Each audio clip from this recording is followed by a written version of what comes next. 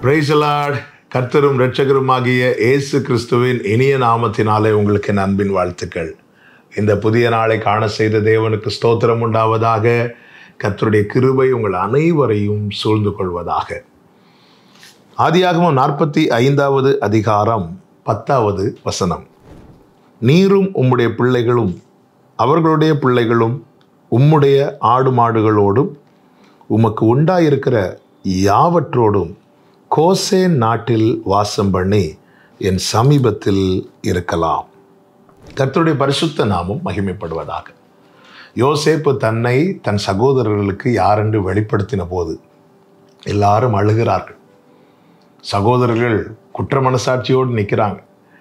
யோசேப்பு சொல்லுகிறார், ஒன்னல்ல, நீங்கள் என்னை விட்டு போடலை, கர்த்தரனை அனுப்பினார் என்று சொல்லி அவர்களை சால்வ் பண்ணிட்டு போய் அப்பாவெல்லாம் கூட்டிகிட்டு வாங்க, எல்லாரையும் கூட்டிகிட்டு வாங்க.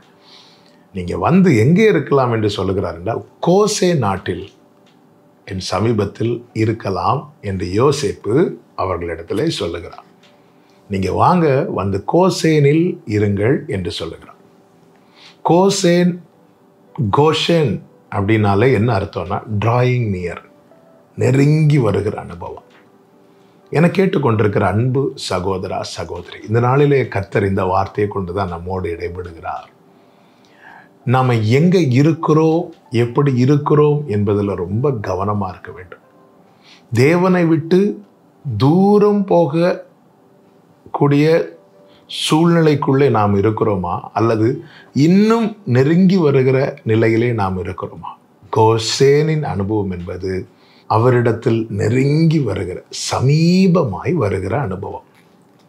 இங்கே யாக்கோபு மற்ற சகோதரர்கள் எல்லா குடும்பத்தினரும் வரும்போது வேதம் சொல்லுகிறது, அதனுடைய 46வது அதிகாரம் 28, 29 வசனங்களிலே, கோசே நாட்டிலே தன்னை யோசேப்பு சந்திக்க வரும்படி சொல்ல யூதாவை தனக்கு முன்னாக அவனிடத்தில் யாக்கோபு அனுப்பினான். அவர்கள் கோசேனிலே சேர்ந்தார்கள். யோசேப்பு தன் ரதத்தை ஆயத்தப்படுத்தி அதின்மேல் ஏறி தன் தகப்பனாகி இஸ்ரவேலை சந்திக்கும்படி போய் அவனை கண்டு அவனுடைய கழுத்தை கட்டி கொண்டு வெகு நேரம் அவன் கழுத்தை விடாமல் அழுதான் என்று சொல்லப்பட்டிருக்கிறது. கோசேனின் அனுபவம் என்பது இதுதான். ஒரு தகப்பனும் மகனும் நெருங்குகிற அனுபவம். பிரியமானவர்களே, நம்மை கர்த்தர் பிள்ளைகளாக்கி இருக்கிறார். அந்த உறவை நாம் கொண்டாடுகிறோமா?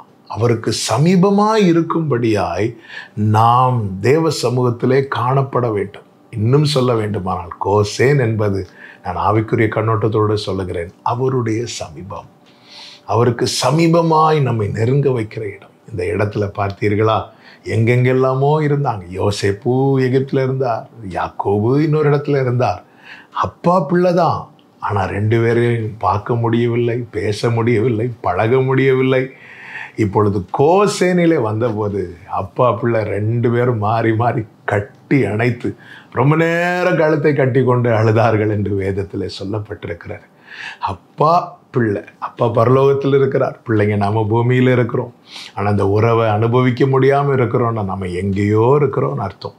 தேவன் நம்மை பார்க்கிற ஸ்தானத்தில், தேவன் நம்மை பார்க்க வேண்டிய இடத்துல நாம் இருக்கும்போது, அவர் சமூகத்தில் இருக்கும்போது இந்த உறவுக்குள் வந்து விடுவோம். இந்த உறவை கொண்டாட முடியும். இந்த உறவிலே இன்னும் இன்னும் வளர முடியும். கோசேனிலே இருங்கள், அவருக்கு சமீபமாய். அவரை விட்டு தூரம் போக பண்ணுகிற காரியங்களை அப்புறப்படுத்தி விடுங்கள். நம் பார்வைக்கு அருமையாய் அநேக காரியங்கள் இருக்கலாம், அங்கே இல்லை.